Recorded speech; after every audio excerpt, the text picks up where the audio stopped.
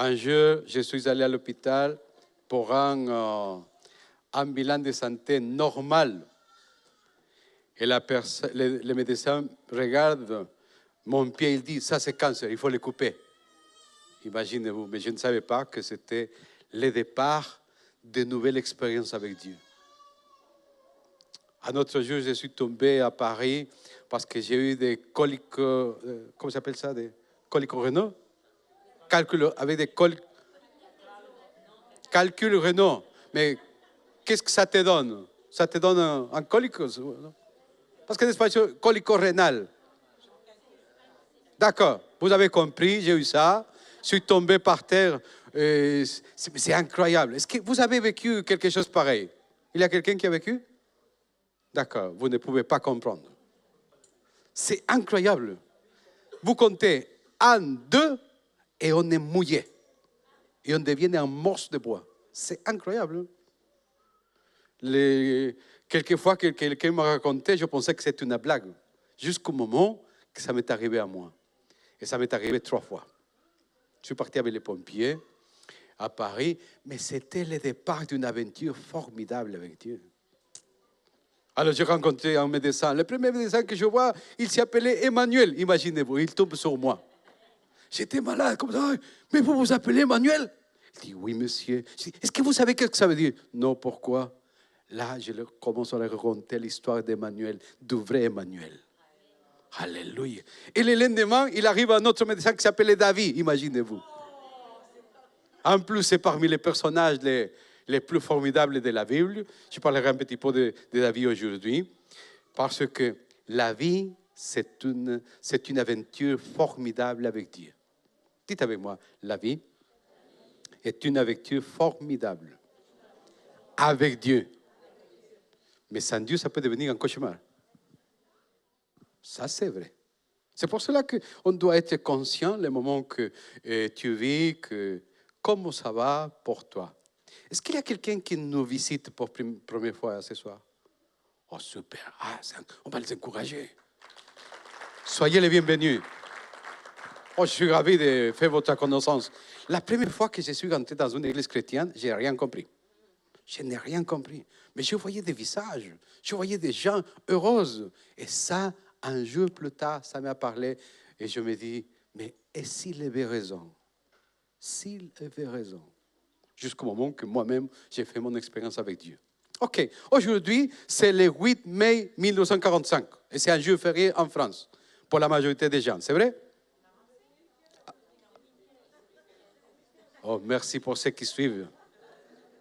Aujourd'hui, en tout cas, c'est le 8 mai 2015. Et ça fait 70 ans depuis 1945. C'est l'anniversaire de quoi? De quoi? De la fin de la Deuxième Guerre mondiale. Alors, partout, le 8 mai 1945, c'est parce que j'étais en train de lire là, il avait un cri que les gens disaient partout. C'était à Paris, à Bordeaux, à Marseille, à Toulouse. C'était même dans les plus petits des endroits que les gens criaient. La guerre est finie. Ici à Bordeaux aussi, à Talence, je pense qu'il y avait des gens qui criaient. Est-ce qu'il y a quelqu'un qui a plus de 70 ans? Non. Alors, on n'était pas vivants jusqu'à là. Moi non plus. Mais il y avait des gens qui criaient en disant, la guerre est finie. Est-ce que vous pouvez crier avec moi? 1, 2, 3, la guerre est finie. Mais de vrai, comme si c'était vrai. Allez, 1, 2, 3, la guerre est finie. Je pense que vous avez vu des documentaires, des informations. J'ai regardé une vidéo dans laquelle il y avait des gens qui revenaient, les revenants. C'est qu'ils ont été envoyés pour travailler des travaux forcés en Allemagne. Ils revenaient, il y avait des gens qui rencontraient sa famille. Ils rencontraient ses parents, ils rencontraient sa femme, ils rencontraient sa fiancée. Et il y avait des autres qui arrivaient, il n'y avait rien. Hier soir, j'ai regardé une image qui m'a marqué parce que c'était parmi plusieurs personnes qui venaient, qui se jetaient dans les bras. J'ai vu 2 images. Une, c'était une maman avec des fleurs. Félicitations à toute personne qui met les fleurs ici. Ça fait bon. Félicitations. Mais une maman une maman très âgée qui courait avec un petit pot de fleurs. Je sais pas, est-ce que vous l'avez vu? C'est un reportage qui ça fait des années que ça fait, mais c'est toujours l'image. Une mamie qui courait avec des fleurs pour rencontrer son fils. Et le moment qu'il est rencontré, il ne les lâche pas. Elle ne les lâche pas. J'ai rencontré aussi des images marquantes qu'un monsieur arrive en courant, il tourne dans un virage pour rencontrer sa maison. Il n'y avait plus de maison. Tout était explosé. Pour nous, la guerre, c'est quelque chose de loin. Je suis né en Équateur et avant d'être ici en Europe, je n'avais pas une vraie idée de la guerre. Parce que pour nous, c'est simplement de l'histoire. Mais ici, j'ai rencontré des personnes qui avaient vécu la guerre. J'ai rencontré un monsieur qui est devenu mon premier ami ici à Talence. En rigolant avec lui, je lui disais que je suis talancé depuis 3 générations. Il rigolait tout le temps. Mais vous devez travailler votre accent. Je lui dis, mais j'ai un accent talancé. Je suis talancé depuis 3 générations. Il rigolait tout le temps. Mais c'était un homme qui avait plus de 84 ans. Il est parti, il a été amené pour travailler en Allemagne. Et 3 mois plus tard, il était mourant. Il est revenu. C'était ses intestins qui se sont pourris. Et il a vécu 60 ans malade. Imaginez-vous, 60 ans. Mais il était toujours souriant. Celui qui était mon prof et qui me corrigeait des phrases parfois, me disait, Guillermo, il faut faire un effort. La O, ce n'est pas O. Ça, c'est la O à l'espagnol. C'est U, c'est U. C'est là que j'ai appris à dire Jésus. Ce n'est pas la même chose que dire Jésus. Et à ce moment-là, vous devez savoir que malheureusement, la guerre n'a épargné personne. Il y a eu à peu près entre 60 et 80 millions de morts. Plus de 30 millions de personnes qui se sont déplacées. Des millions de blessés. Au total, selon les estimations, c'est 17 877 000 de militaires qui sont morts dans les champs de bataille. Parmi eux, 10 700 000 du côté des Alliés. Et 7 100 000 du côté des forces du mal, ou des forces de l'axe du mal. Vous avez vu la différence? C'était plus les bons que les méchants qui sont morts. J'étais en train de réfléchir pendant que j'ai préparé ça, parce que je me suis dit, mais c'est dommage. Il y a eu plus de ceux qui combattaient pour la liberté qui sont morts, de ceux qui combattaient pour conquérir. Un soldat qui revenait du combat, il dit, nous étions tous des victimes de guerre. Je n'ai pas de la haine contre personne. Le monsieur Jacques Gaut Lapère, c'était un colonel, il dit que parmi les derniers jours de la guerre, il dit, nous croisons des hordes de soldats allemands en guenilles. Ils nous fixaient du regard et levaient leurs armes en l'air pour signifier qu'ils se rendaient. Il n'y avait plus de combat et il remarque, on ne risque plus de se faire tuer. Pour quelqu'un qui a vécu la guerre, c'est inimaginable la joie de la liberté pour avoir la paix. C'est pour cela que les moments que nous pensons à des jours comme celui qu'on a vécu aujourd'hui, priez pour des familles qui souffrent encore, recherchez quelqu'un pour les parler des paroles de consolation, des paroles de paix, mais aussi prenez garde sur vous-même. Parce que quoi qu'on dise, quoi qu'on fasse, la vie est une guerre, dans le bon sens de la vie. Il ne faut pas essayer de se tuer entre nous-mêmes. Mais la vie est une guerre, dans le bon sens. Venez avec moi dans le livre de Deutéronome, chapitre 20, versets de 1 jusqu'au 9. Deutéronome 20, 1 jusqu'au 9. La Bible dit la chose suivante. C'est Moïse qui est en train de parler au peuple, qui a rassemblé pour lui donner des lois, des conseils, des ordres de la part du Seigneur. Et parmi ces choses, il dit la chose suivante. Lorsque tu sortiras pour combattre tes ennemis et que tu verras des chevaux, des chars et un peuple plus nombreux que toi, ne les craignez pas, car l'Éternel ton Dieu, qui t'a fait monter du pays d'Égypte, est avec toi. À l'approche du combat, le sacrificateur s'avancera et parlera au peuple. Il dira, écoute Israël, vous vous approchez aujourd'hui pour combattre vos ennemis. Que votre cœur ne faiblisse pas. Soyez sans crainte. Ne vous effrayez pas. Ne vous épouvantez pas devant eux. Car l'Éternel, votre Dieu, marche avec vous pour combattre pour vous contre vos ennemis afin de vous sauver. Verset 5. Les officiers parleront ensuite au peuple. Ils diront, qui est celui qui a bâti une maison neuve et qui ne l'est pas encore inaugurée? Qu'il s'en aille et retourne dans sa maison, de peur qu'il ne meure pas au combat et que quelqu'un d'autre ne l'inaugure. Qui est celui qui a planté une vigne et qui n'a pas encore joui? Qu'il s'en aille et retourne dans sa maison, de peur qu'il ne meure au combat et quelqu'un d'autre ne s'enjouisse. Qui est celui qui s'est fiancé avec une femme et qui ne l'a pas encore prise? Qu'il s'en aille et retourne dans sa maison, de peur qu'il ne meure pas au combat et que quelqu'un d'autre ne la prenne. Les officiers continueront à parler au peuple et diront, qui est celui qui a peur et manque de courage? Qui s'en aille? Il retourne dans sa maison afin que ses frères ne se découragent pas comme lui. Quand les officiers auront achevé de parler au peuple, ils placeront les chefs des troupes à la tête du peuple. Et tout le peuple dit, et qui sont vivants disent, Amen. Vous avez vu ici, c'est le Seigneur qui donne des instructions à son peuple à travers du leader Moïse.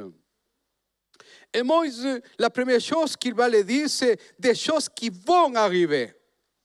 Ce n'est pas peut-être. On va voir. Je ne sais pas, je ne suis pas sûr. J'ai eu un rêve, mais je ne suis pas sûr. Non. C'était quelque chose de vrai. Combien parmi vous, vous êtes des mariés, déjà mariés? Je vois des demi-mariés. C'est quoi ça? Je demande des mariés. Voilà. Ah, merci. Voilà. Je suis marié depuis 33 ans avec la même femme. Et nous sommes mariés le même jour. C'était génial, ça. Hier, on a fait cette blague à une famille et la famille ne comprenait pas. Je dis, oui, je me suis marié le 8 octobre. Et ma femme aussi, elle s'est mariée le 8 octobre. C'est le moment qu'on devient fiancé, on se marie, on ne s'attendait pas à des mauvais jours. Est-ce que vous vous attendiez à des mauvais jours, les mariés? Oui, écoutez, on prend rendez-vous, alors on va se frapper. C'est quel jour aujourd'hui? C'est quel jour déjà? 8 mai, d'accord, ok. On va se frapper le 25 juin, ça te va? On prend rendez-vous? Ouais, d'accord, ok. On va s'écrire le 17 juillet, parfait, ok. On s'écrit combien de temps? Ça n'existe pas. Combien parmi vous, vous allez vous marier? D'accord, bien. Non, je parle de ceux qui vont se marier vraiment, déjà. Ils ont fixé la date, tout est prêt. Ah oui, il y a des gens qui vont se marier par la foi aussi. Rita, tu peux lever la main. Alléluia. Oh, tu vas te marier, je ne savais pas. Mais j'espère que tu connais ton fiancé. Mais vous rigolez, mais il y a des fois que les gens tombent dans les pièges. Il y a des moments que je dis à un célibataire, alors ça va la vie? Il dit, oui, ça tout va bien. Je dis, et ta fiancée? Il dit, elle va bien. Je dis, ah bon? Il dit, ah.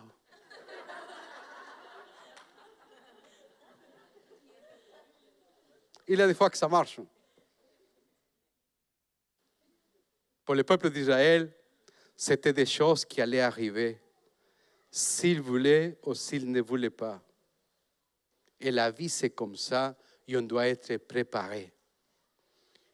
Le verset 1, il dit, lorsque tu sortiras pour le combat, s'il y a un combat, il ne faut pas se cacher. Ça ne sert à rien de faire comme l'autruche. Ça ne sert à rien. Parce que si tu fais ça, ça va te tuer. Il y a des choses qu'il faut mettre en clair le plus vite possible, de la bonne façon, avec les bonnes paroles et aussi dans les bons moments. Une personne m'a dit, je ne sais pas quoi faire avec mon mari, je ne sais pas comment le dire. Écoute, je lui dis, c'est facile. Le moment que tu te réveilles, tu lui fais un bisou. Ce n'est pas grave s'il est décoiffé, tu lui fais un bisou. Deuxième chose, tu lui prépares le petit déjeuner. Tu sais ce qu'il aime, tu le prépares. Tu ne dis rien, tu lui fais encore un sourire. Même s'il est de mauvaise humeur, tu souris. Le moment qu'il rentre pour déjeuner, tu lui fais la nourriture qu'il aime, pas celle que tu aimes. Je rigole avec mon épouse parce que parfois, elle me demande, chérie, qu'est-ce que tu aimerais bien manger? Je dis pas, j'aimerais bien manger ça. Je dis, d'accord, ok, mais je ferai ça plutôt. Je dis, d'accord, comme tu veux.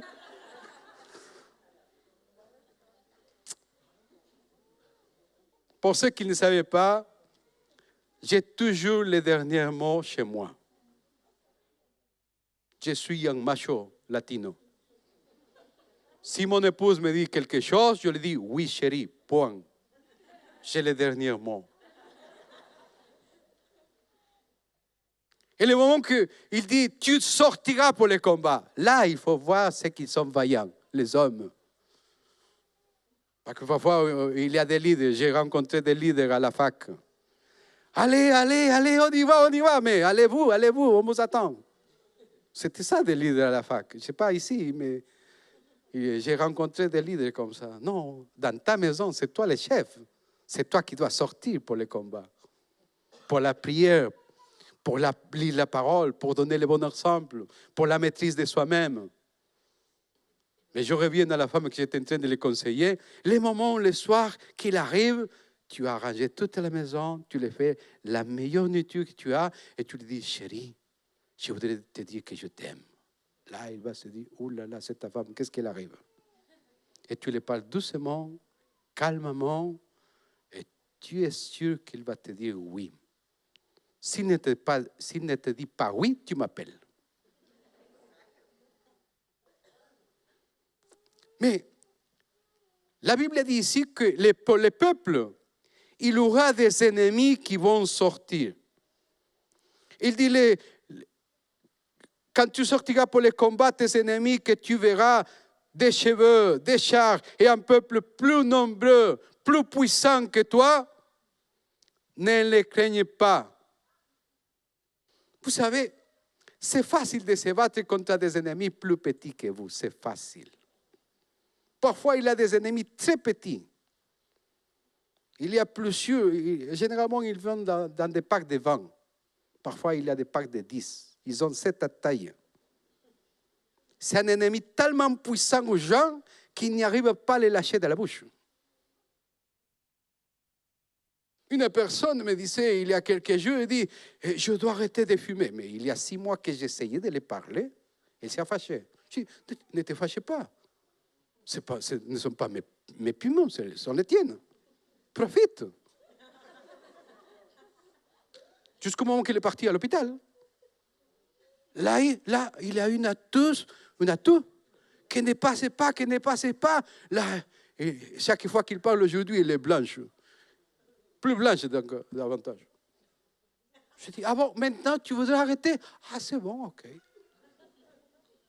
Est-ce que tu es prête? Parce qu'il faut savoir aussi, il y a des gens qui voudraient être conseillés, mais pas aujourd'hui. Tu dis, pas de souci, pas de problème. Mais là, il y a des ennemis puissants. Je ne sais pas s'il y a quelqu'un qui a un ennemi de cette taille. Aujourd'hui, j'étais avec un frère, il dit, dans des situations comme ça, tu sais, on ne sait pas quoi faire. Je lui dis, oui, mais il y a des gens qui savent quoi faire. Et il y a des autres aussi qui font ce qu'il ne faut pas. Dans une situation difficile, c'est facile pour les gens de commencer à maudire, à dire des gros mots. Oui ou non? Vous avez vu même, parfois, il y a des gens indirects qui pètent le câble. C'est comme ça qu'on dit. Oui, ça peut arriver. Qui perd le pédale. Je ne sais pas à quel moment, je ne sais pas, des cyclistes perdent le pédale. on se mêle, comment dire, se mêle les jambes. Mais c'est ça nos ennemis aujourd'hui. Parce qu'il y a quelqu'un qui regarde sa femme comme son ennemi. Non, ce n'est pas ta femme. Hein?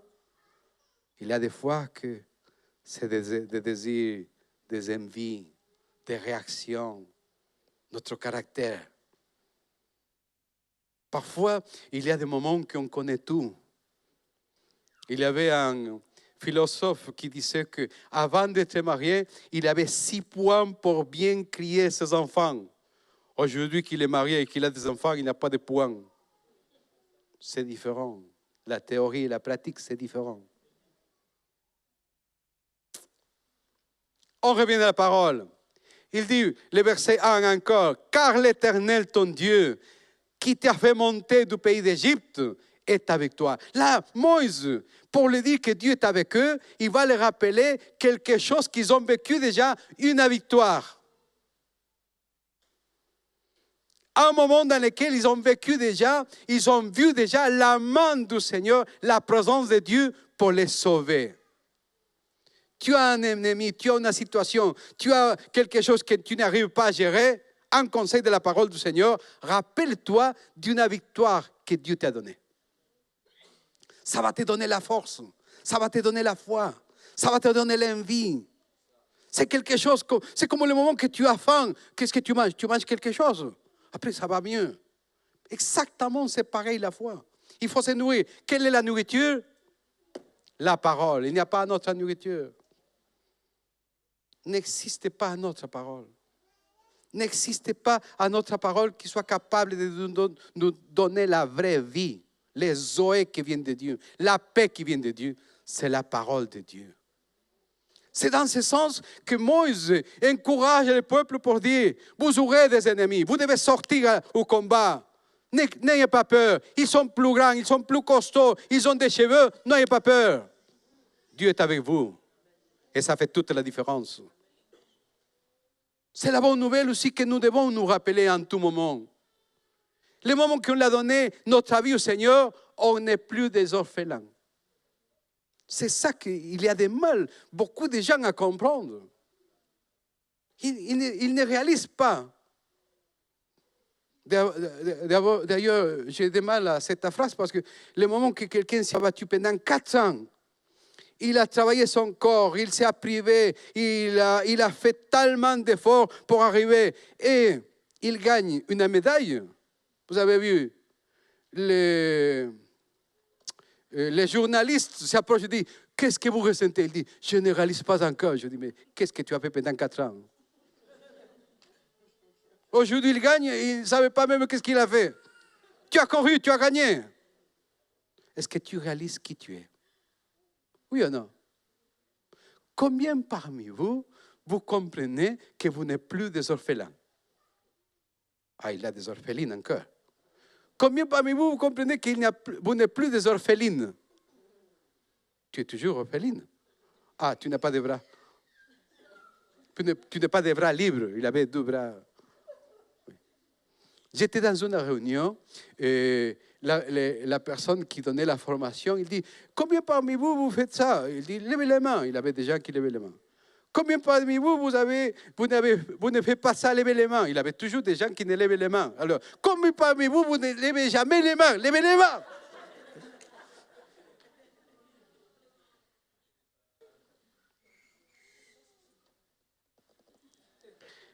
S'il y aura des ennemis, la Bible a dit, c'est l'attitude qui compte. C'est notre attitude qui fera la différence. Devant les mêmes problèmes, devant la même situation, il y a des gens qui tombent dans les drogues, il y a des gens qui tombent dans l'alcool, il y a des gens qui tombent dans les péchés, il y a des gens qui tombent dans la dépression. Il y a des autres qui tombent à genoux pour dire, Seigneur, c'est toi mon bouclier, c'est toi mon espoir, c'est toi qui me donnes de nouvelles forces, c'est toi qui combats pour nous, c'est toi qui me donnes la victoire. C'est la même situation, mais c'est l'attitude qui fait la différence. Aussi, c'est important que nous devons savoir que ce n'est pas quelque chose d'extraordinaire. Vous vivez un combat. Une autre chose que j'ai vu dans mon parcours chrétien, il y a des gens qui ont des mouches qui les ont piquées, ils ont un combat à mort. Je dis, mais c'est des mouches. Ils t'ont piqué, ce n'est pas un combat à mort. Après, on recule un petit peu. Je dis des mouches parce qu'il n'y a pas... Chaque problème, c'est un problème pour la personne, pas pour l'autre. Mais pour lui, c'est un vrai problème. Mais parfois, il faut l'aider pour qu'il sache que son problème, en fait, c'est un problème, ce n'est pas la mort. Oui. Il y a des moments aussi que je me suis trouvé sans mots. Je dis, écoute, de toute façon, hier, ça m'est arrivé. J'étais au centre-ville et j'ai demandé, Seigneur, je voudrais rencontrer quelqu'un pour lui parler, ou au moins un mot. Et je suis tombé sur un clochard. Oui, c'était une personne qui était là dans les mêmes toilettes au centre-ville. Et tout était vide. Alors j'ai fait exprès, je m'approche, je me mets à côté de lui. Je lui demande, ça va la vie? Je dis, monsieur. J'arrête de me laver les mains, je dis, monsieur, même les pires des jours, vous allez les vivre qu'une seule fois. Mais regarde, je répète, même les pires des jours, imaginez-vous, les pires des jours. Les pires des jours. Ah oui, les pires des jours, vous allez les vivre qu'une seule fois. Oui ou non? Elle dit, mais c'est vrai. Il a souri. Je dis, en tout cas, je vous souhaite tout le meilleur, que Dieu vous bénisse. Il m'a dit, merci, mais c'est bon d'entendre ça. C'est pareil pour nous. Même les pires des jeux, tu vas les vivre qu'une seule fois. Amen. Regardez avec moi aussi le verset numéro 2. Est-ce qu'il y a quelqu'un qui a repéré quelque chose là dans le verset 2? Qu'est-ce qu'on a repéré? On parle de Deutéronome 22. 2. Oui, 22. Qu'est-ce que tu as compris, Rita? Tu as compris 22?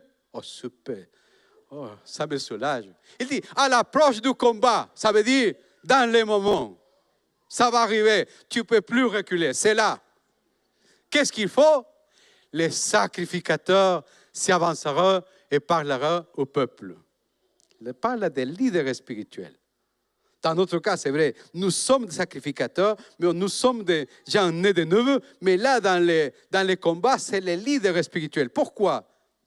Parce qu'un combat dans la vie, nous devons les gagner avant dans le monde spirituel. Ne te fâchez pas avec l'autre personne. Va pour prier d'abord. Et tu verras qu'à la fin de la prière, à la place de te fâcher, tu vas lui demander pardon. Frère, j'avais mal dans le cœur, j'avais mal les tripes, mais je t'aime. Voilà, tout est fini.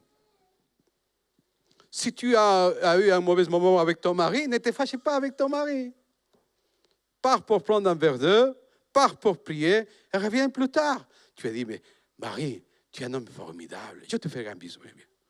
Là, il va sourire. Pareil pour les maris, d'accord?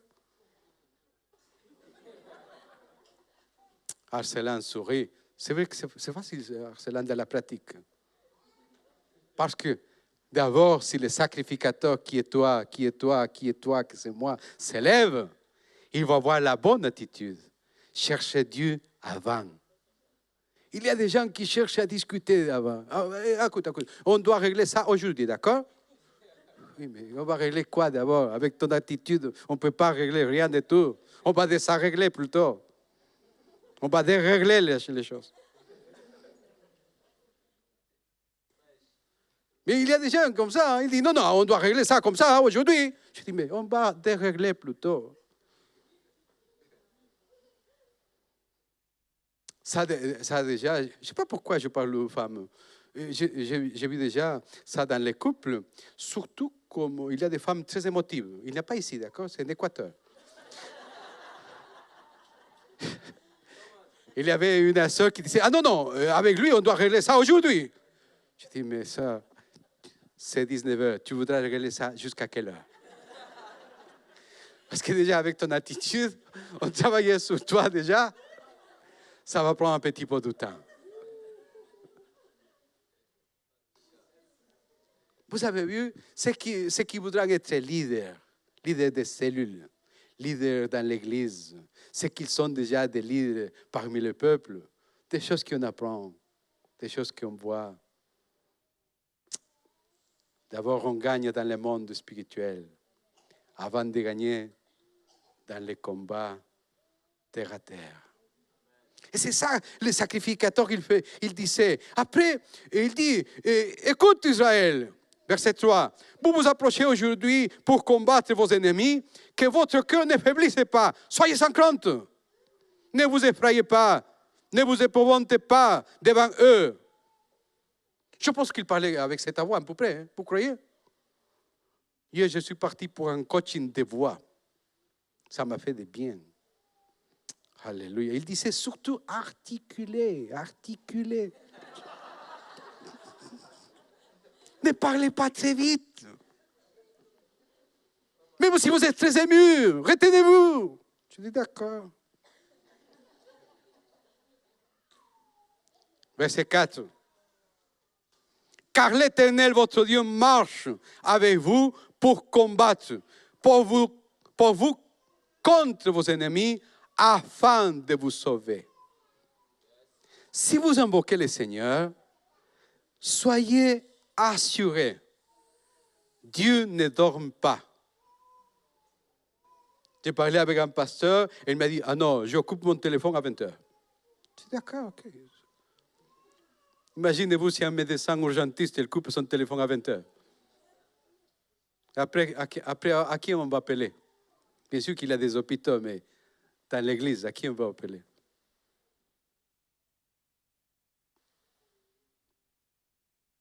La bonne chose, c'est de savoir que Dieu ne dort jamais. Peut-être votre papa dort, votre maman dort, peut-être votre femme dort, mais lui ne dort pas. Alléluia. C'est une bonne chose de savoir que si nous avons un combat, il est là. Il y a à peu près 6 ou 7 ans, j'avais un combat. Et je n'avais plus de force, Et c'était 3 heures du matin. Je me rappelle parce que j'ai vu l'heure. Ma femme dormait, elle était dans la paix, et je n'avais plus de force pour combattre. Et je commence, Dieu Tout-Puissant, là dans mon cœur, j'étais couché à son côté, d'accord? Il faisait froid. Vous devez savoir que je suis le chauffage de ma femme. Si je bouge un peu, ma femme dit, j'ai froid. Je dis, d'accord. Après, il dit, j'ai très chaud. Je dis, d'accord. Alors, j'étais là, je ne bougeais pas pour ne pas le réveiller, mais je dis, Seigneur Tout-Puissant, je n'ai plus de force, mais c'est toi qui me donnes de nouvelles forces, mais j'ai besoin de ton aide. Je suis dans cette situation, je n'ai plus de force, tu dois faire quelque chose. S'il te plaît, touche-moi. Et Dieu a dit, d'accord. Et il a commencé à me toucher, 3 heures du matin. Et après, j'ai brûlé tellement. Je dis, Dieu, arrête, tu vas me tuer. Alléluia.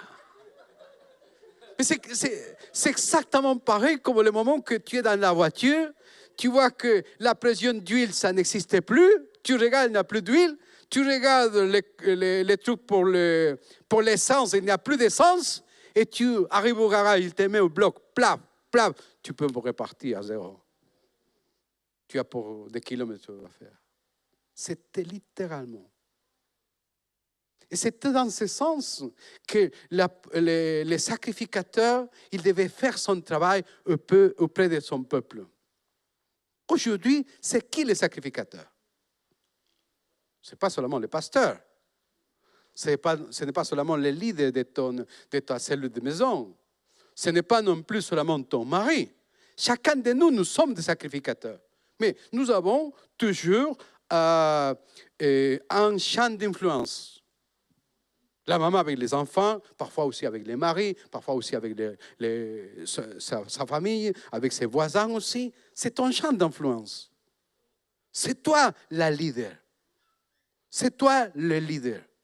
Et c'est ce moment-là que tu dois savoir quoi faire, savoir comment parler. Te rappeler de ce que Dieu a fait avec ta vie. Si tu n'as pas suffisamment d'expérience avec Dieu, lis la Bible. Tu vas voir des expériences qu'il a. Je te partage un secret de comment je lis la Bible. Ça finit jamais. Le moment que je lis une histoire, je ne lis pas comme si c'était de la littérature. D'accord? Et là, le sacrificateur dira, approchez-vous aujourd'hui, il y a des ennemis. Tu vas t'endormir. Tu vas t'endormir. Tu dois te plonger. Tu prends ton maillot de bain et tu te plonges dans la parole. Comme la semaine dernière, le pasteur nous parlait concernant cet homme qui était malade depuis 38 ans. Il part avec son lit, il part en courant, et plus tard, il y a des gens qui le racontent. Il dit, mais c'est qui qui t'a guéri? C'était quelle sa réponse? Je ne sais pas. Tu ne sais pas comment il s'appelle? Non, il était là, je ne sais pas. Il règle un problème à des 38 ans. Et il ne savait même pas. C'est que c'est triste. C'est qu'il y a des gens dans l'église qui sont pareils. Dieu les règle le problème, il fait un miracle, il part pour faire la fête. Après, il revient de malade, priez pour moi. Oui, prie déjà, je t'écoute.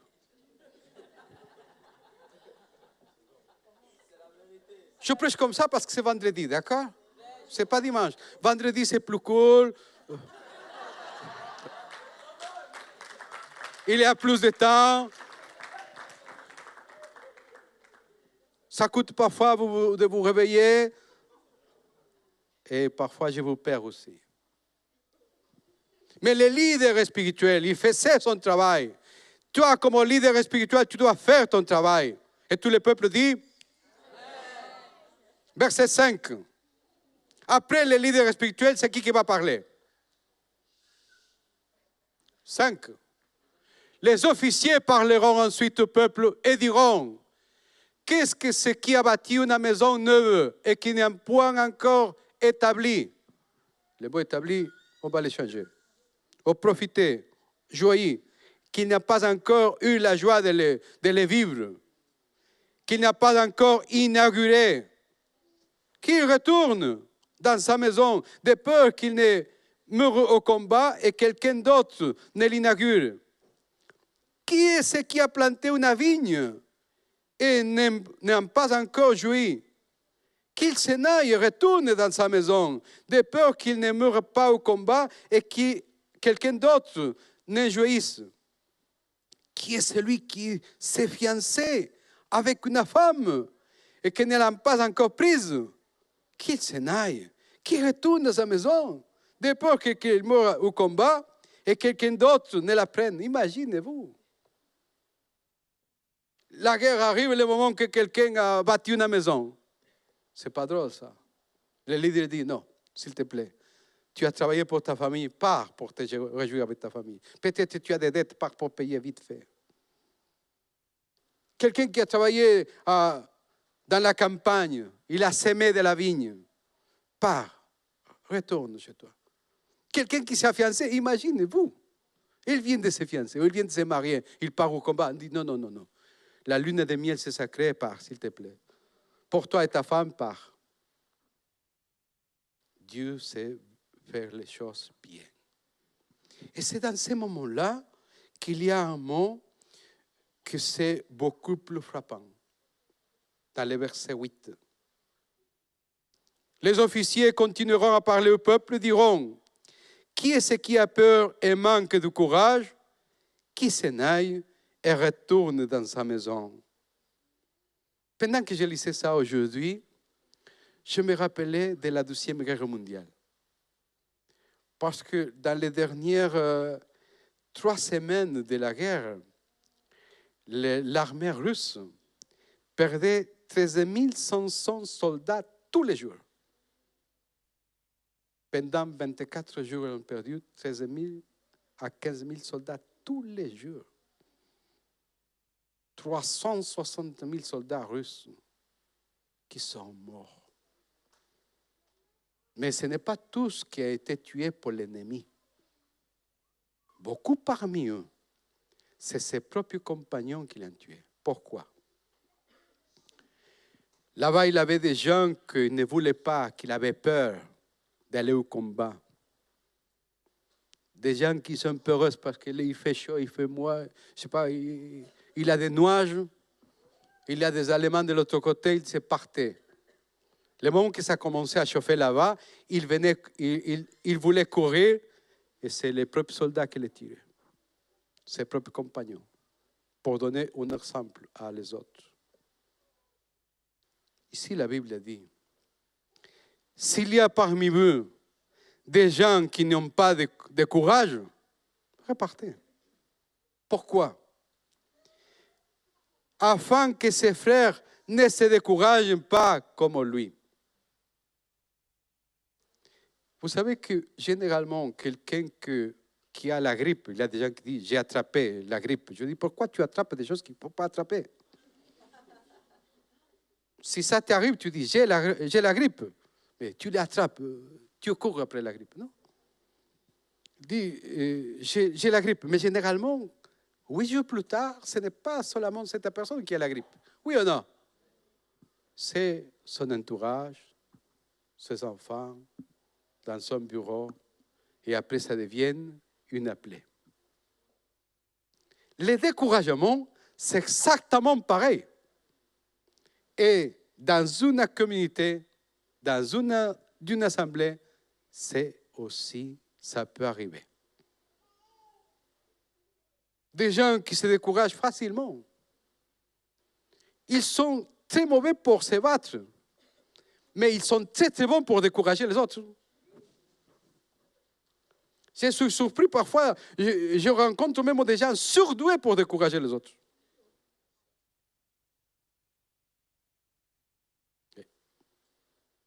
Si un jour vous êtes découragé, vous devez savoir qu'il y a des jours avec et il y a des jours sans. Et les jours sans, il faut faire avec. À chaque jour, ça suffit à peine. Prenez courage. Et si vous êtes découragé, ne découragez pas les autres. Repartez chez vous pour prier ou pour dormir. Demain, il fera jour. Il y a des fois que je me retrouve à travailler avec une personne qui est toujours... Je dis, mais qu'est-ce qui t'arrive? S'il fait n'importe quoi, s'il fait quelque chose... S'il arrange quelque chose... Je dis, mais qu'est-ce qui t'arrive? J'en ai marre. Marre de quoi? Parce que dans mon cas, j'en ai marre d'avoir marre. Je suis fatigué d'être fatigué. Et il y a des fois que ça m'arrive d'avoir l'envie de me donner des claques. Vous ne pouvez pas comprendre ça. Parce que c'est différent. La majorité des gens, ils voudraient changer les autres. La réalité, c'est nous qui devons changer les premières.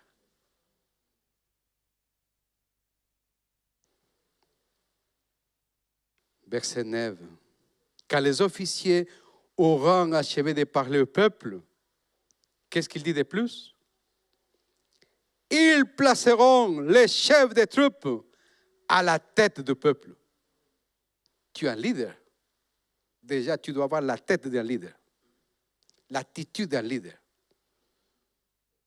Les autres sont fatigués, tu n'es pas fatigué. Même si tu es fatigué, tu n'es pas fatigué. Tu n'es pas fatigué. Ça te fait mal au pied, tu n'as pas le pied. Tu n'as pas mal au pied.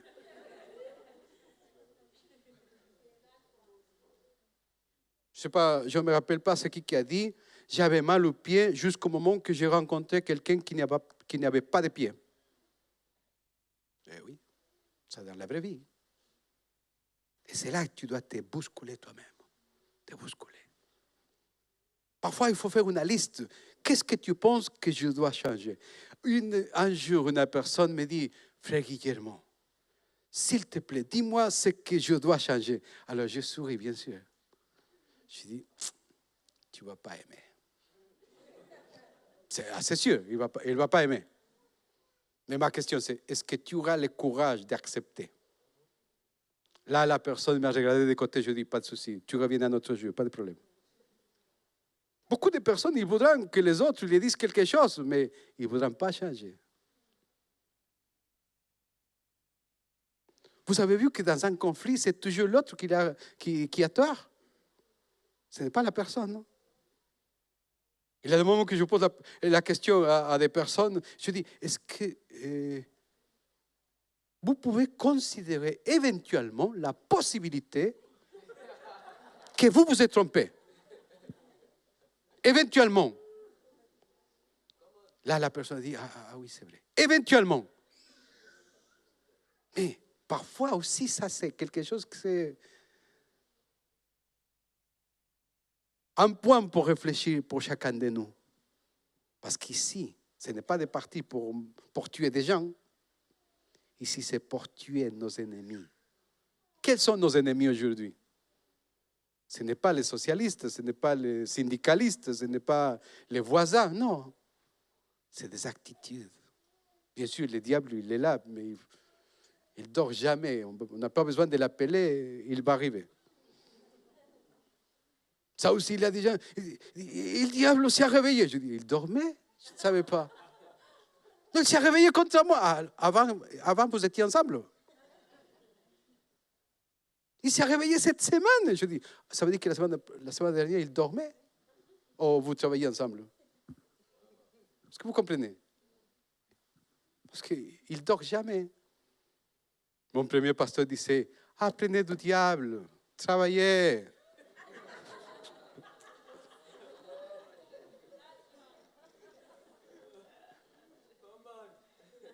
La Bible dit qu'il est venu pour tenter à Jésus. Il a tout essayé. Il dit, il s'est retiré en attendant une occasion favorable. Il dit, non, il s'est rendu. Il a claudiqué. Non, claudique jamais. Il attend que nous soyons ceux qui claudiquent. Mais nous sommes de ceux qui claudiquent jamais. Parce que déjà, notre Jésus a gagné. Amen. Ça fait déjà 21h15. Ouh là là, je suis dans l'introduction. S'il y a quelqu'un dans la Bible que c'est un exemple d'un homme de guerre, d'un homme de combat, c'est David. Vous avez vu, il avait déjà des guerres avec ses frères. Il était le plus petit, il était méprisé. Il avait aussi des combats de la part du roi Saül après avoir été roi comme roi d'Israël. Tu te dis, mais aujourd'hui que le pasteur a prié pour moi, il a prophétisé pour moi que je serai évangéliste pour toutes les générations ou pour toutes les planètes, ça m'arrive des problèmes.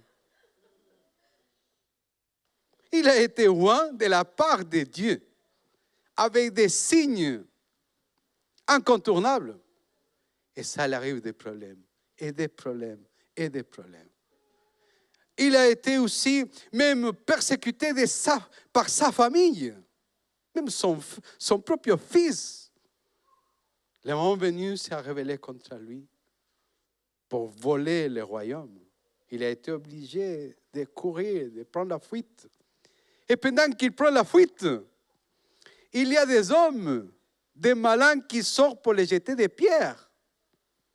Et les soldats qui allaient avec David, ils disent, qu'est-ce qu'on fait, Seigneur? Il dit, laisse. Il veut me dire, qui me dit, c'est pas grave. Il part, en sachant que n'était pas le moment. Il a eu aussi des guerres avec des peuples voisins. Mais je voudrais parler simplement des deux ennemis avec qui David s'est battu.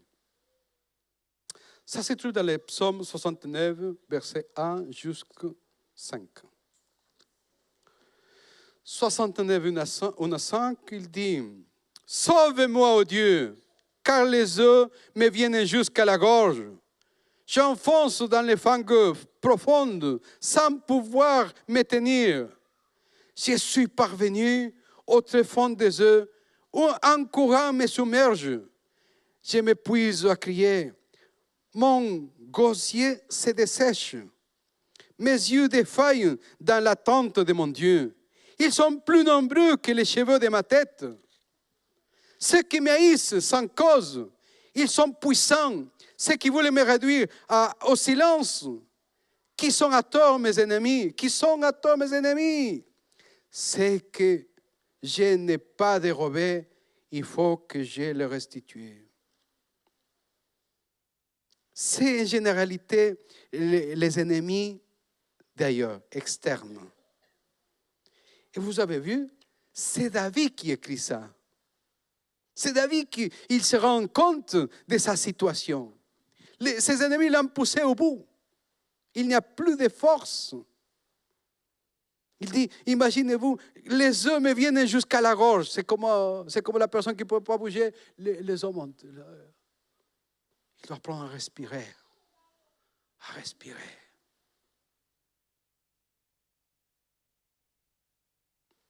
J'étais surpris un jour que je demande à un monsieur d'où c'est qu'il venait. Il dit, je viens du médecin. Je dis, mais vous avez un problème? Il me dit, oui. Je dis, quel est votre problème? Parce que je l'ai vu. Il dit, je dois apprendre à respirer. Je pensais que c'était une blague. En effet, c'était vrai. Est-ce que vous saviez qu'il a des problèmes comme ça? Peut-être tu as rencontré des malades qui ne savaient pas respirer? Oui, il a rencontré. Alors, ce monsieur-là m'a fait connaître des choses que je ne savais pas que ça existait. Là, il m'a expliqué combien c'est important d'apprendre à respirer. Tu as un problème? Respire. Respire, monsieur, respire.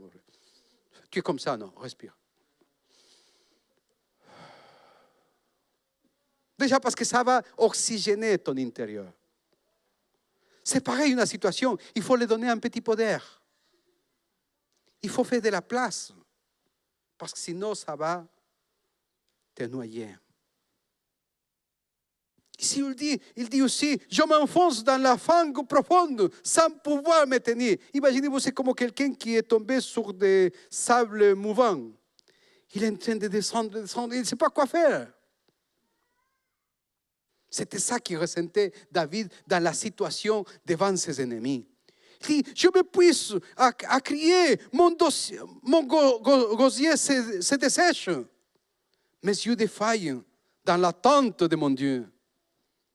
Mes ennemis, ils sont plus nombreux que les cheveux de ma tête. Imaginez-vous. Dites avec moi, heureusement, ce n'est pas mon histoire.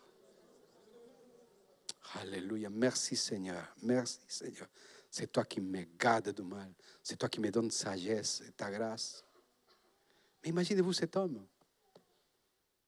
Et c'est cet homme aussi qui nous donne du courage pour des situations. Mais ça ne s'arrête pas là. Voyez avec moi dans les versets 15 à 18 du même psaume. 15. 69, 15. Délivre-moi de la boue et je ne m'enfonce plus. Que je sois délivré de ceux qui m'haïssent et du tréfonds des eaux. Que les courants de l'eau ne me submergent pas. Que la profondeur ne m'engloutisse pas. Et que les puits ne se referment pas sur moi. Réponds-moi, Éternel, car tu es le bon et bienveillant. Selon tes grandes compassions, tourne-toi vers moi et ne te cache pas ta face à ton serviteur. Puisque je suis dans la détresse, aide-toi de me répondre.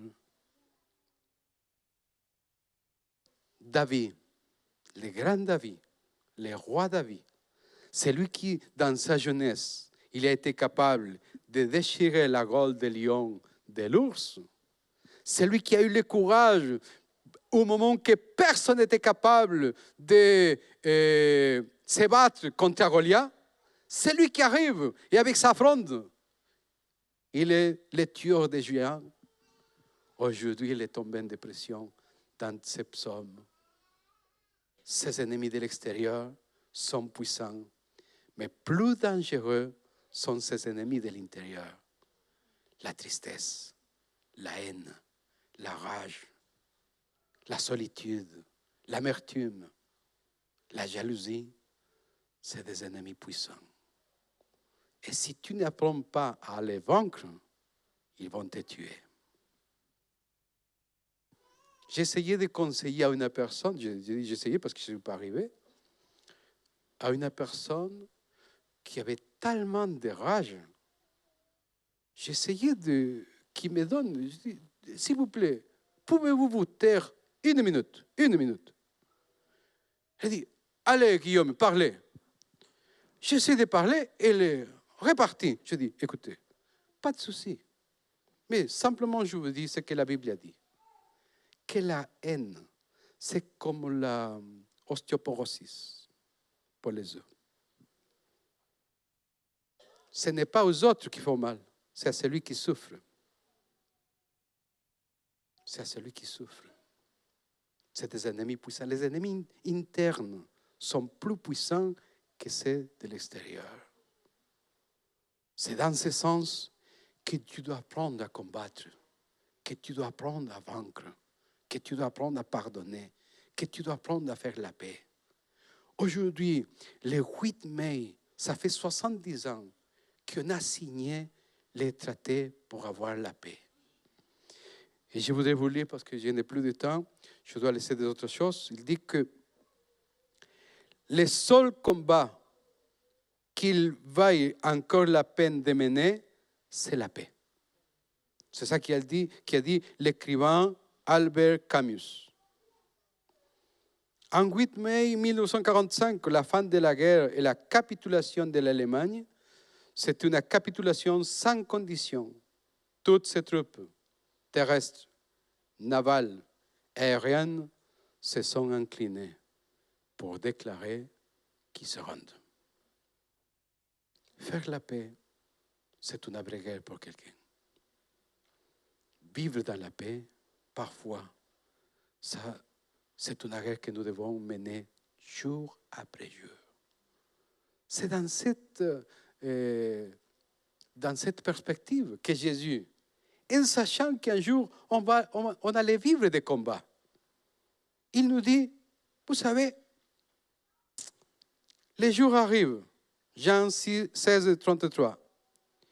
Je vous ai parlé ainsi pour que vous ayez la paix en moi. Vous aurez des tribulations dans le monde. Mais prenez courage, Église de Sive. Moi, Jésus, j'ai vaincu le monde. Mais la Bible a dit que le Seigneur parle comme une réalité. Vous aurez des tribulations, mais prenez courage. Si ça vous arrive d'être découragé, ne découragez pas les autres. Rentrez chez vous. Prenez un temps, prenez de l'eau, prenez une douche et prenez du temps pour prier. Et vous allez voir, en lisant la parole, les forces se repartent et les yeux s'ouvrent. On va se mettre debout et on va lire ensemble les psaumes 18, que c'est le même roi David, une fois qu'il a eu la victoire, qu'il a écrit. Le psaume 18, c'est le résumé d'un homme qui est capable de reconnaître la main de Dieu en agissant à sa faveur, en agissant aussi pour les sauver, pour les soutenir, pour les rédimer. Rédemption, c'est un mot qu'on utilisait pour un esclave. Il était vendu et il arrivait quelqu'un qui payait et les rédimait. C'est dans ce sens que la Bible a dit que nous étions vendus au péché.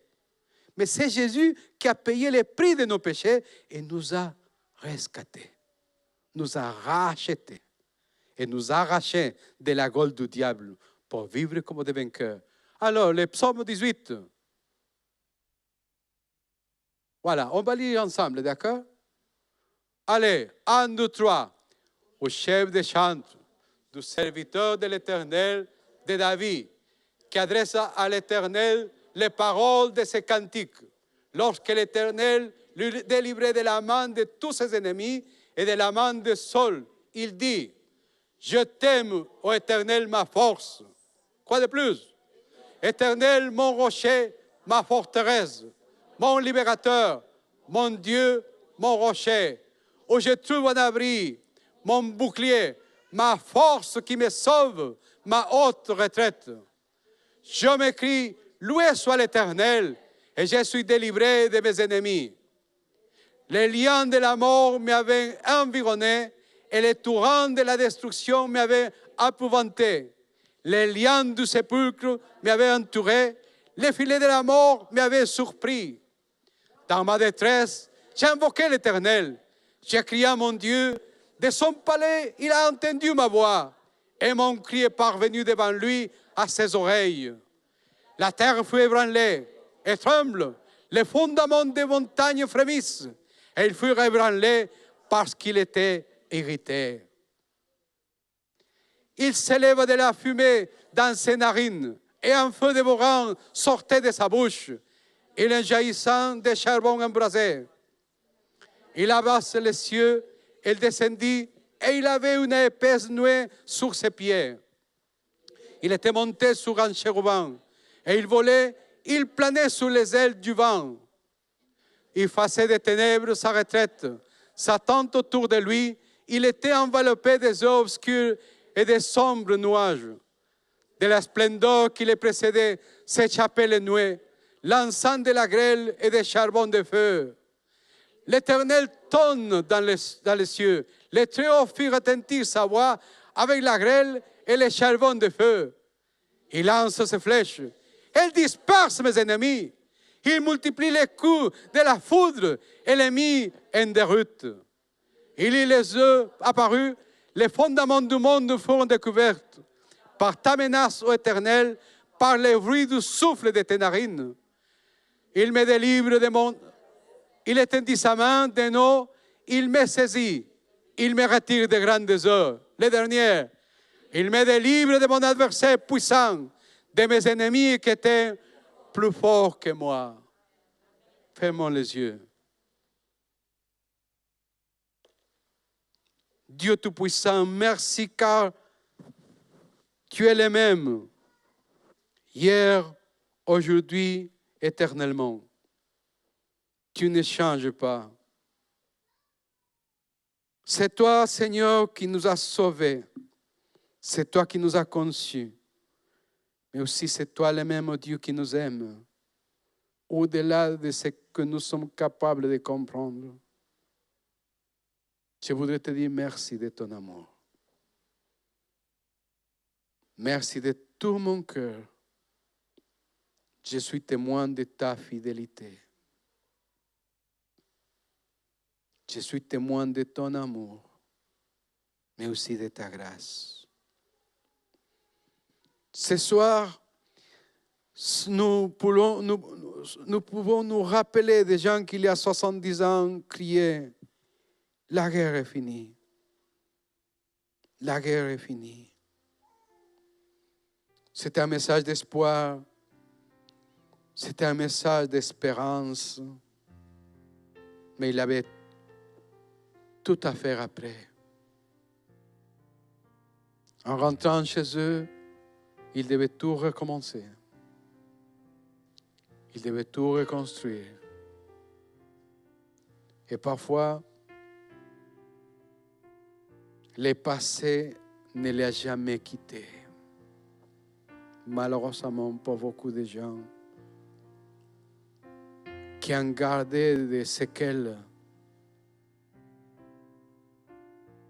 des autres de la haine, aussi de la dépression. Seigneur, ce soir, je suis conscient de ton appel envers ton peuple. Il y aura des guerres. Il y aura des moments difficiles. Mais rappelez-vous, prenez courage. C'est toi qui le dis, Jésus. C'est toi qui dis, j'ai vaincu le monde. Je suis avec vous tous les jours.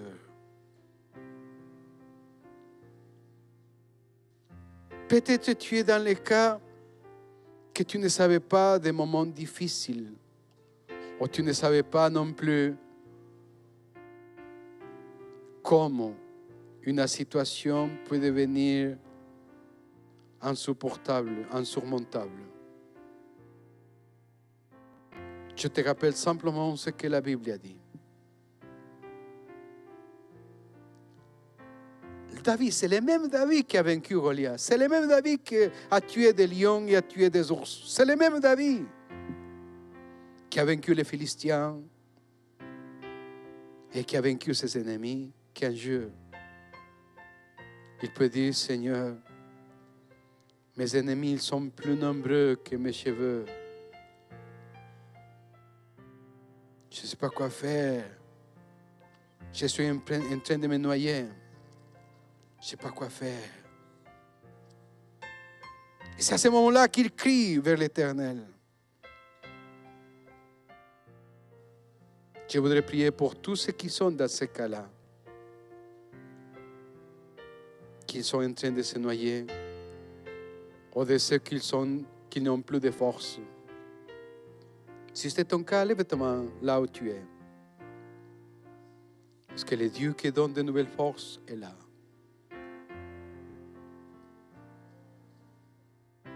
Tu peux mettre aussi ta main sur ton cœur. Reçois cette parole. Père, tu vois les mains qui sont là-haut, mais aussi les gens qui ont les mains dans le cœur. Pour dire, Seigneur, je suis en train de passer des situations que je ne comprends pas. Mais simplement, Seigneur, j'ai besoin de toi. J'ai besoin de toi. Je te confie ma situation. Je te confie ma vie. Je te confie mon avenir.